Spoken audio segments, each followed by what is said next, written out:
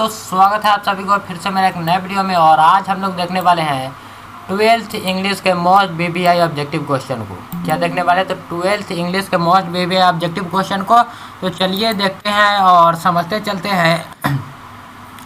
और देखिए क्वेश्चन का फॉर्मेटिंग कुछ इस प्रकार से रहने वाला है कि पहले हमारे पास जो है लाइन एक्सप्लेनेशन से आता है, उस प्रकार से क्वेश्चन है जिसमें आपसे पूछा जाएगा, कोई लाइन दिया हुआ होगा और उसमें पूछेगा कि यह जो लाइन है यह किस चैप्टर से लिया गया है। तो चलिए देखते हैं, पहले उसको देख लेते हैं फिर आगे देखते हैं। Dash pick an armful of darkness to bring it here to lie is from. यह जो है ग्रैंड मदर हाउस से यह लाइन लिया गया है, जिसमें अपने दादी के घर जब जाती है और उनकी दादी की मृत्यु होने के बाद वह बताती है जैसे वह घर इस प्रकार से लग रहा है जैसे वह डार्कनेस, जैसे कि अंधेरा हो उस घर में हो गया हो। तो यह हमारा लिया गया है माई ग्रैंड मदर हाउस से। कहाँ से लिया गया है तो देख लीजिए, माई ग्रैंड मदर हाउस से लिया गया है, जिसके लेखक है Kamala Das ji. Who is hoping to cease not till death. यहाँ पर क्या है कि hoping to cease not till death, यह जो लाइन है यह कहाँ से लिया गया है, हमसे यही पूछा जा रहा है। तो यह जो लाइन है यह लिया गया है हमारे सॉन्ग ऑफ माई सेल्फ से। Hoping to cease not till death जो लाइन है यह लिया गया है हमारे सॉन्ग ऑफ माई सेल्फ से, जिसके लेखक कौन है तो वह है वाल्ट विथमैन जी। ऑप्शन नंबर बी में जो वाल्ट विथमैन जी है वही। और यहाँ पर देखिए वाल्टर डेलामियर जी जो किस चैप्टर को लिखे हैं, और रूपर्ट ब्रूक जी और W.H. ऑडेन जी। बताइए कौन कौन से चैप्टर को कौन कौन लिखा है। तो यहाँ पर देखिए, यहाँ पर जो हमारे रूपर्ट ब्रूक जी है, यहाँ पर जो रूपर्ट ब्रूक जी है वह द सोल्जर को लिखे हैं। W.H. ऑडेन जी जो है वह now the lips are falling fast को, और वाल्टर डेलामियर जी लिखे हैं एन ए पिताब चैप्टर को। तो चलिए सभी चीज़ों को समझते चलते हैं, सभी चीज़ों को देखते चलते हैं। देखिए आगे क्वेश्चन क्या है कि starving through the leafless would is from. तो यहाँ पर लीफलेस से ही हमें मालूम चल जाता है कि यह जो लाइन है यह कहाँ से लिया गया है। तो यह जो है यह कहाँ से लिया गया है, starving through the leafless wood, यह कहाँ। देखिए यह लिया गया है हमारे now the lips are falling fast. Now the lips are falling fast से यह जो लाइन है वह लिया गया है, याद रखिएगा, जिसमें पत्ते जो है वह तेज़ी से गिर रहे हैं और पत्ते को निमित्त बनाकर जो लेखक है वह बताते हैं मानव के जीवन के बारे में। मानव के जीवन के बारे में, कैसे मानव एक एक पल मृत्यु के पास चला जाता है, उसी प्रकार को Langland road during the dash English period. तो लैंगलैंड जो थे वह मिडिल इंग्लिश पीरियड के लेखक थे, याद रखिएगा। लैंगलैंड जो थे वह मिडिल इंग्लिश पीरियड के लेखक थे। और अब अगर आपसे मिडिल इंग्लिश पीरियड के बारे में पूछा जाए तो वह 1150 से 1500 तक के पीरियड को हम लोग कहते हैं मिडिल इंग्लिश पीरियड, याद रखिएगा। 1150 से 1500 तक के, 1500 तक है, 1500 से अभी तक जो चल रहा है वह हमारा मॉडर्न इंग्लिश चल रहा है। और देखिए लैंगलैंड का एक रचना है जो बहुत फेमस है, जिसका नाम है पायर्स ऑफ प्लोमैन, याद रखें। पायर्स ऑफ प्लोमैन जो है वह बहुत अच्छा रचना है, और यह जो है बहुत फेमस रचना है जो आपसे बार बार पूछा जाता है एग्जाम में, तो याद रखिएगा उसे। The early 18th century is also known as the dash age. तो 18th सेंचुरी को हम लोग क्या कहते हैं तो वह कहते हैं हम लोग ऑगस्टन एज के नाम से जानते हैं, याद रखें। ऑगस्टन एज के नाम से हम लोग जानते हैं, क्योंकि उस वक्त के जो राजा थे वहाँ के, उसका नाम था अगस्टन, उसी के नाम पर रखा गया था अगस्टन एज। देखिए डैश स्कॉलर्स वे are known as the university wits, यानी कि विद्वान, यहाँ पर जो बताया जा रहा है कि यूनिवर्सिटी विट जो है वह किसे जाना जाता है, किस नाम से जाना जाता है। तो देखिए यह हमारा क्या हो जाएगा, इंडियन को, ब्रिटिशर्स, एलिजाबेथन या फिर ग्रीक, यह का क्या आंसर हो जाएगा, यही हमसे पूछा जा रहा है। तो यहाँ पर देखिए, यहाँ पर हमारा आंसर हो जाएगा एलिजाबेथन युग, हमारा यहाँ पर हो जाएगा, याद रखिएगा। एलिजाबेथन युग को हम लोग किस रूप से जानते हैं तो इससे बुद्धिजीवियों के रूप से जानते हैं हम लोग, याद रखिएगा। और यहाँ पर कहीं कहीं आंसर इंडियंस होता है, लेकिन हमारा यहाँ पर इंडियंस नहीं होगा, यहाँ पर एलिजाबेथन ही सही होगा। एलिजाबेथन पीरियड अगर दिया हुआ हो तो भी। और देखिए यहाँ पर dash has enriched the English language. तो यहाँ पर हमारा आंसर हो जाएगा बोरोइंग। यहाँ पर क्या कहा जा रहा है कि इंग्लिश जो है आखिर इतना समृद्ध कैसे हुआ है, विकसित कैसे हुआ है। तो इंग्लिश इसलिए समृद्ध हुआ है क्योंकि वह जिस जिस देश में भी गया है वह सभी देशों से कुछ न कुछ वर्ड को, कुछ न कुछ शब्द को वह चुरा लेता है अपने शब्दों में, वह अपने डिक्शनरी में वह ऐड कर लेता है। इसलिए जो है इंग्लिश की जो मान्यता है वह ज़्यादा हो जाती है और सभी लोग उसे बोलते हैं। तो देखिए अगला नंबर क्वेश्चन देखते हैं कि एट द पांच गो रोलिंग ऑन इज फ्रॉम।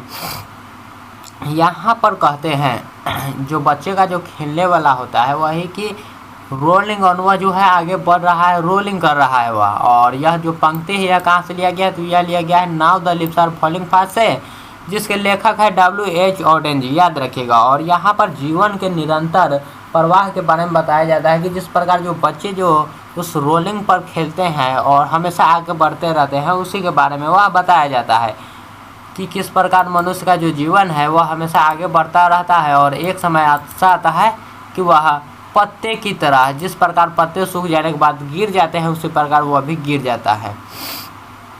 और देखिए Rupert Brooke express his love for health. तो रूपर्ट ब्रूक जी जो है, रूपर्ट ब्रूक के लिए अपना प्यार व्यक्त, किसके लिए अपना प्यार व्यक्त करते हैं, यही हमसे पूछा जा रहा है। तो यहाँ पर हमारा आंसर क्या हो जाएगा, तो अपने कंट्री के लिए वह प्यार व्यक्त करते हैं, याद रखिए वह अपने कंट्री के लिए express his love for his यहाँ पर पूछा जा रहा है। यहाँ पर वार यहाँ पर नहीं होगा, कहीं कहीं आपको आंसर में वार लिखा हुआ होगा लेकिन वह नहीं होगा। देखिए यहाँ पर अगला नंबर क्वेश्चन कि हु रोट और टू ऑटम। और टू ऑटम के लेखक यहाँ पर कौन है, तो और टू ऑटम के लेखक है हमारे जॉन किट्स, याद रखिए जॉन किट्स जो कि जिन्हें रोमांटिक कवि, रोमांटिक पोइट के भी नाम से जाना जाता है, याद रखिएगा रोमांटिक पोइट के भी नाम से जाना जाता है। और जिन्होंने लिखा है और टू ऑटम, जिसमें ऑटम से जान और सूरज यानी कि सन जो है वो आपस में बात करता है, बात कर रहा होता है कि चलो अब पूरे पेड़ों को फलों से लाद दिया जाए, इस प्रकार से वह बात कर रहे होते हैं। तो चलिए देखते हैं और समझते चलते हैं आगे क्या किया है उसे भी हम लोग समझते हैं। तो देखिए अगला नंबर क्वेश्चन देखिए कि how where rare it's be is from. यह जो लाइन है यह कहाँ से लिया गया है, तो यह जो लाइन है यह लिया गया है हमारे किस चैप्टर से, द सोल्जर से, फायर हिम से, सॉन्ग ऑफ माई सेल्फ या फिर एन एपिताफ से। आप इसका आंसर बताएं कि यह जो लाइन है यह आपका कहाँ से लिया गया है, यह जो आपका लाइन है यह आपका कहाँ से लिया गया है, तो यह हमारा क्या हो जाएगा, how where rare it's be, यह हमारा लिया गया है सॉन्ग ऑफ माई सेल्फ से। कहाँ से लिया गया है बच्चों, तो देखिए यहाँ पर जो लाइन है वह लिया गया है हमारा सॉन्ग ऑफ माई सेल्फ से, यह लाइन लिया गया है। तो चलिए आगे बढ़ते हैं और तब तक के लिए आप ये बताइए कि सॉन्ग ऑफ माई सेल्फ के लेखक जो है वह कितने साल के थे उस वक्त, जब वह अपनी रचना को लिखे थे उस वक्त जो है वह कितने साल के थे, यह आपको कमेंट में लिखना है। और सभी क्वेश्चनों के आंसरों को भी कमेंट में आपको लिखते चलना है, सभी क्वेश्चनों के आंसर को आपको कमेंट में लिखते चलना है। तो यहाँ पर हमारा song of my self answer हो जाएगा। चलिए आगे देखते हैं आगे हमारा क्वेश्चन क्या है। अगला नंबर क्वेश्चन को देखिए, अगला नंबर क्वेश्चन क्या है कि the poet witnessed dash left on the burning ghat. कवि ने जलते हुए घाट पर क्या देखा हुआ था कि आग जो है वह क्या छोड़ दिया हुआ था, यही हमसे पूछा जा रहा है। यहाँ पर क्या आंसर होगा यह आप लोग बताइए, यहाँ पर जो है वह क्या आंसर होगा, तो यहाँ पर क्या देखा था, तो यहाँ पर हो जाएगा ग्रे एसेस हो जाएगा, क्योंकि यहाँ पर लिप्स तो देखा नहीं था, क्लॉथ भी नहीं देखे थे, फ्रूट्स भी नहीं देखे थे। यहाँ पर ग्रे एसेस यानी कि राख, यहाँ जिसे हिंदी में हम लोग कहते हैं वह हमारा हो जाएगा। और यह लिया गया है फायर हिम चैप्टर से, जिसके लेखक है के.की.एन. दारूवाला जी, याद रखिए के.की.एन. दारूवाला जी जो एक जोरोस्ट्रियन धर्म से थे या फिर उसे बोला जाए तो पारसी धर्म से थे। चलिए आगे देखते हैं अगला नंबर क्वेश्चन क्या है कि he the bafflement of Scotland Yard is dash is from. Scotland Yard के बारे में जो चर्चा है वह हमारे मैकेवरी द मिस्ट्री कैट में है, जिसमें वह बताते हैं जॉन किट्स की मैकेवरी जो है वह किसी भी अपराध से वह बच जाता है, क्योंकि उसे स्कॉटलैंड यार्ड भी उसे पकड़ नहीं पाते हैं, वह हमेशा ही किसी न किसी प्रकार बच जाता है और जहाँ भी वह क्राइम करता है वह अपना एक फुटप्रिंट तक नहीं छोड़ता है। चलिए आगे देखते हैं आगे क्या है क्वेश्चन, आगे भी हम लोग देखते चलते हैं और सभी चीज़ों को समझते चलिए। यहाँ पर हमारा मैकेवरी द मिस्ट्री कैट हो जाएगा। और देखिए आगे क्या है कि the poetess got dash from her grandmother. Grandmother, कवित्री को अपनी दादी माँ से क्या मिला था, बेसिकली हमसे यही पूछा जा रहा है। तो देखिए क्या प्रॉपर्टी, उन्हें संपत्ति मिला था, बुक्स किताबें मिली थी, ज्वेलरी क्या उन्हें आभूषण मिले थे, या फिर लव्स उन्हें प्यार मिला था। तो दादी माँ के घर उन्हें प्यार मिला था। कवित्री जिनका नाम है कमला दास जी, याद रखिए कमला दास जी को अपने दादी माँ के घर क्या मिला था, तो बहुत सारा प्यार मिला था, जो कि वह बाद में याद करके फिर अपने दादी के घर जाते हैं, जो कि उनकी दादी मर चुकी होती है उस वक्त। But most I conference how I killed him is from, तो यह जो लाइन है इसका मतलब क्या है, यह पहले समझिए कि बट, लेकिन, but most I confess how I liked him, यानी कि लेकिन मुझे स्वीकार करना होगा कि मुझे वह कितना पसंद आया, और यह लिया गया है स्नेक चैप्टर से। याद रखिएगा स्नेक चैप्टर से, जब सांप जो है कवि से मिलता है जो कि पानी पी रहा होता है, और कवि का नाम क्या है, तो D.H. लॉरेंस जी, और उस वक्त क्या था, तो हॉट डे था, समर का दिन था, गर्मी का दिन था। याद रखिए जब लेखक को जो है वह प्यास लगता है तो वह प्रीचर यानी कि घड़ा लेकर जाते हैं, और वहाँ पर देखते हैं कि मुझसे पहले एक सांप आ चुका है, तो वहीं पर वह बोलते हैं कि फर्स्ट कॉमर मैं नहीं हूँ, यानी कि पहला जो व्यक्ति है मैं नहीं हूँ, बल्कि पहला व्यक्ति वह है, और वह पहले पानी पी रहा होता है। तो लेखक जो है उस पर एक क्लमसी लॉक चला देते हैं, लेकिन फिर भी बाद में उन्हें पछतावा भी होता है कि मुझे वह नहीं चलाना चाहिए था, और जो कवि है उस सांप को राजा की उपाधि भी देता है, उससे बहुत प्रभावित होता है। चलिए आगे देखते हैं आगे क्या क्वेश्चन है।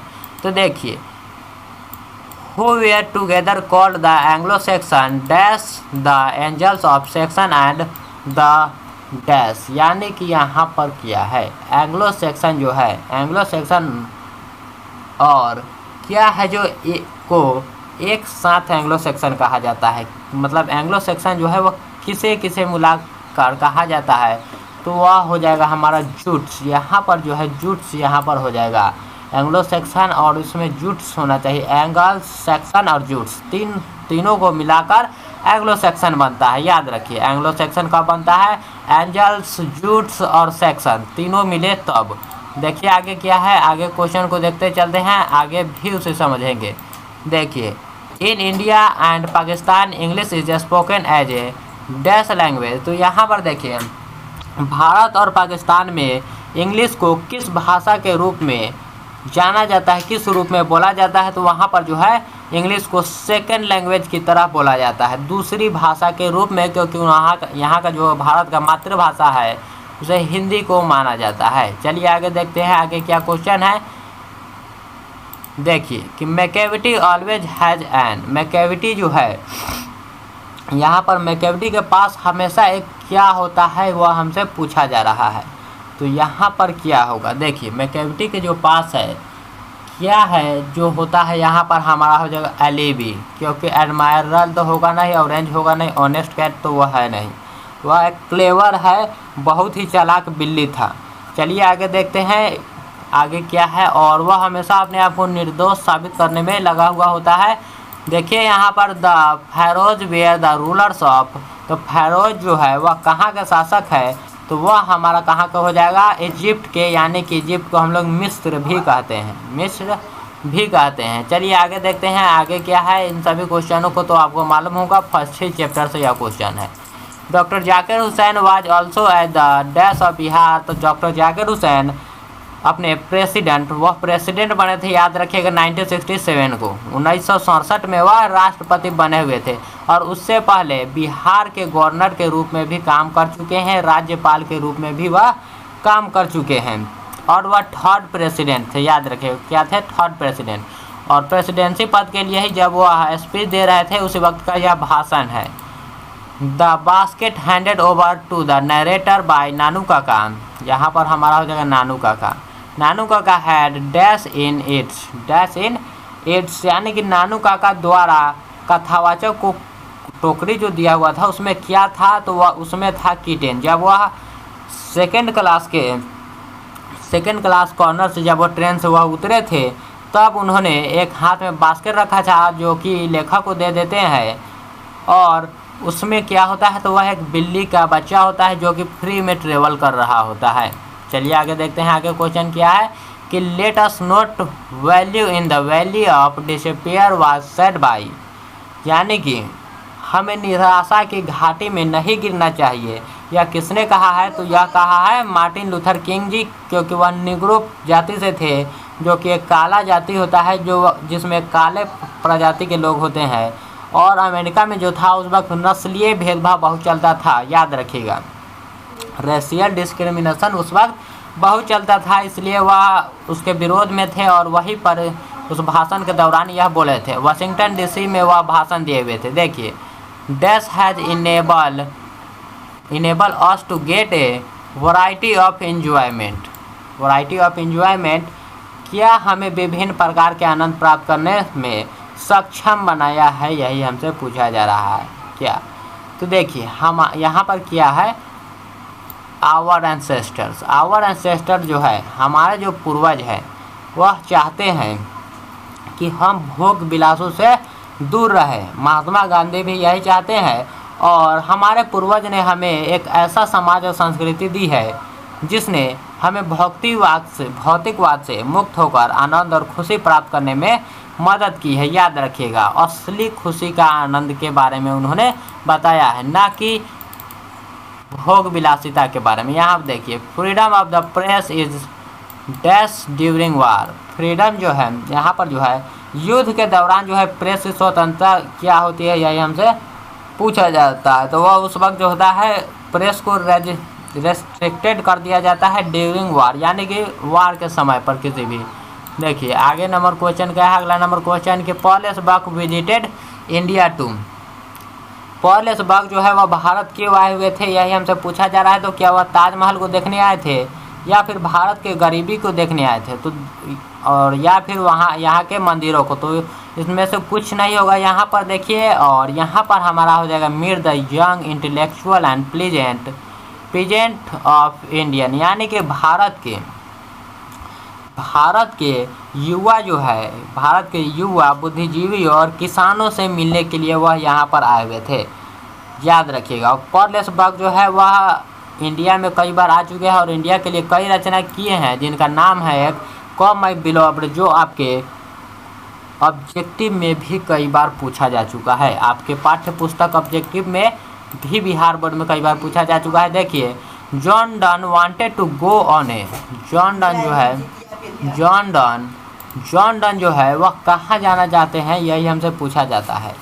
तो क्या वह स्पेस ट्रिप पर या फिर वॉयेज यानी कि समुद्री यात्रा पर, या फिर क्या है कॉन्टिनेंटल ट्रिप या फिर साइकिल ट्रिप पर, तो वह यहाँ पर किस ट्रिप पर वह जाना चाहते हैं, किस ट्रिप पर वह जाना चाहते हैं, तो वह थे कॉन्टिनेंटल ट्रिप पर जाना चाहते थे, महाद्वीप यात्रा पर। या आपने अगर उस चैप्टर को पढ़ा होगा sweetest love I do not go, तो आपको मालूम होगा। देखिए, ऑटम इज द, यहाँ पर रीजन नहीं होगा, यहाँ पर हो जाएगा हमारा सीजन ऑफ मिलो ऑफ डैश। तो यहाँ पर ऑटम जो सीजन है वह फलों से भरा हुआ है, यहाँ पर फ्रूटफुलनेस हो जाएगा, आंसर में हमारा हो जाएगा फ्रूटफुलनेस। यह जो लाइन है यह लिया गया है कहाँ से, तो और टू ऑटम से लिया गया है, और टू ऑटम से लिया गया है। देखिए आगे क्या है, अगला नंबर क्वेश्चन, अगले नंबर क्वेश्चन को समझते हैं। इन हॉट at peace under an English heaven is from, यहाँ पर क्या है, यह जो लाइन है फर्स्ट बात द सोल्जर से लिया गया है, जिसके लेखक है रूपर्ट ब्रूक जी, याद रखिए रूपर्ट ब्रूक जी। और इसमें बोला क्या गया है, इन हॉट एट पीस शांतिपूर्ण हृदय में एक अंग्रेजी स्वर्ग के नीचे, यहाँ पर जो है यही हमसे पूछा गया है, हेवन जो ग्रेवयार्ड होता है, इस प्रकार से। इस फ्रॉम यानी कि यह जो कहाँ से लिया गया है, तो यह लिया गया है द सोल्जर से, जिसके लेखक है रूपर्ट ब्रूक जी। और वहाँ पर बताते हैं कि मैं अगर अगले देश किसी भी देश में जाकर अगर मैं मर जाता हूँ, तो वह ज़मीन जहाँ मुझे दफनाया जाएगा वह हर हमेशा के लिए इंग्लैंड का हो जाएगा, क्योंकि उसमें मेरा शव है और मैं जो बना हुआ हूँ पूरी तरह से इंग्लैंड के एक एक कण से मिलकर बना हुआ हूँ। तो देखिए, Indian civilisation is dash, Indian civilisation जो है वह क्या है, तो यहाँ पर हो जाएगा based on belief in God, जो भारतीय सभ्यता है वह भगवानों पर विश्वास पर आधारित है, याद रखिएगा। आध्यात्मिक है, भारतीय जो सभ्यता है वह एक प्रकार से रिलीजियस है, आध्यात्मिक है। Mahatma Gandhi was not dash of the material progress of the west. यहाँ पर क्या कहा जा रहा है कि महात्मा गांधी जी जो है वह पश्चिमी की भौतिक प्रगति के बारे में क्या नहीं चाहते थे, क्या नहीं थे, यही हमसे पूछा जा रहा है। तो वह जो बोलते हैं वह क्या बोलते हैं यह समझिए। महात्मा गांधी जी जो थे वह क्या बोलते हैं कि हम जो है हम भी चाहे तो किसी भी प्रोग्रेस कर सकते हैं, किसी भी मटेरियल का इन्वेंशन कर सकते हैं, लेकिन हम लोग भोग विलासिता को आगे नहीं बढ़ाना चाहते हैं। यही हमसे गांधी जी कहते हैं, याद रखिए। क्या कहते हैं गांधी जी कि हम लोग उससे उपयुक्त है फिर भी हम नहीं करना चाहेंगे। यहाँ पर जो है क्रिटिकल, यहाँ पर हमारा आंसर हो जाएगा। क्रिटिकल जो है यहाँ पर हमारा आंसर हो जाएगा। चलिए आगे देखते हैं। A pinch of snuff is a short story. A pinch of snuff क्या है? तो एक शॉर्ट स्टोरी है जिसके लेखक है मनोहर मालगोनकर जी, जिसके लेखक है मनोहर मालगोनकर जी। और उसी में नानू काका के बारे में बहुत चर्चाएँ होती है जो कि आप पढ़ेंगे तो आपको मालूम चलेगा। If America becomes a great nation it must overlook the problems of if America, यानी कि यदि अमेरिका का एक क्या है ग्रेट नेशन राष्ट्र बनता है तो उसे क्या किस समस्याओं को नज़रअंदाज नहीं करना होगा, यही हमसे यहाँ पर पूछा जा रहा है। तो यहाँ पर निग्रोज के बारे में, यहाँ पर जो है निग्रोज के बारे में जो काले लोग हैं उसे यहाँ पर जो है लेकर ही चलना होगा, उसे छोड़ना नहीं होगा। यहाँ पर मार्टिन लूथर किंग जी कहते हैं। और रेशियल डिस्क्रिमिनेशन जो है वह नहीं करना होगा। Bertrand Russell was a philosopher and वह बर्ट्रैंड रसल जो है वह फिलोसफर के साथ ही मैथमेटिशियन और हिस्टोरियन भी थे। ये सब आप लोग याद रखिएगा। आगे देखिए कि the teacher who caught Seve playing with God. The teacher who caught Seve playing with God, यानी कि जब सेवे जो अपने क्लासरूम में खेल रहा था गॉड्स के साथ, तो शिक्षक ने क्या किया यहीं पर पूछा जा रहा है। शिक्षक ने उसे क्या किया? तो अप्रिसिएटेड किया हिम, यानी कि उसकी सराहना की, या फिर डिस्प्रेसिएटेड हिम, या फिर उसे जो दंडित होता है वह किया, या फिर क्या है अवार्डेड हिम, उसे पुरस्कार दिया, या फिर पनिश्ड, यहाँ पर दंडित किया। तो जो है वहाँ पर यहाँ पर हमारा आंसर हो जाएगा कि जो टीचर था वह इथिक्स के टीचर था, वह उसे दंडित करता है और उसके घर में जाकर उनकी माँ को कह देता है। और यह लिया गया है द आर्टिस्ट चैप्टर से, जो कि जिसमें मुख्य पात्र होता है सेवे, जो कि 12 साल का लड़का होता है, जो कि हार्बर टाउन का होता है। यहाँ पर देखिए in Bangladesh children are looked after by the, यानी कि यहाँ पर क्या कहा जा रहा है कि बांग्लादेश में बच्चों की जो देखभाल है वह किसके द्वारा की जाती है, यही हमसे पूछा जा रहा है। तो यहाँ पर हो जाएगा होल फैमिली, यानी कि पूरे परिवार की तरह से, पूरा परिवार जो है उसकी। अगला नंबर क्वेश्चन देखिए। The editorial policy of A popular daily is control by dash chief factor. तो यहाँ पर एडिटोरियल पॉलिसी, यानी कि जो प्रेस को जो कंट्रोल करने वाले होते हैं वह दो लोग होते हैं। एक होता है एडवर्टाइजर और दूसरा होता है जो ऑनर होता है खुद उस प्रेस का, वह एक एडवर्टाइजर और दूसरा ऑनर। देखिए अगला नंबर क्वेश्चन क्या है कि Benjy hens were producing an average of dash a peak. एक सप्ताह में, यहाँ पर कहा जा रहा है कि बेंजियो की मुर्गी जो है वह एक सप्ताह में औसतन कितने अंडे दे रही थी उस वक्त, यही हमसे पूछा जा रहा। तो औसतन जो है उस वक्त कितने अंडे दे रही थी बेंजी के जो मुर्गियाँ थी वह। तो यहाँ पर देखिए यहाँ पर क्या आंसर हो जाएगा, या देखिए तो एवरेज क्या 300, 200, 100 या फिर 400।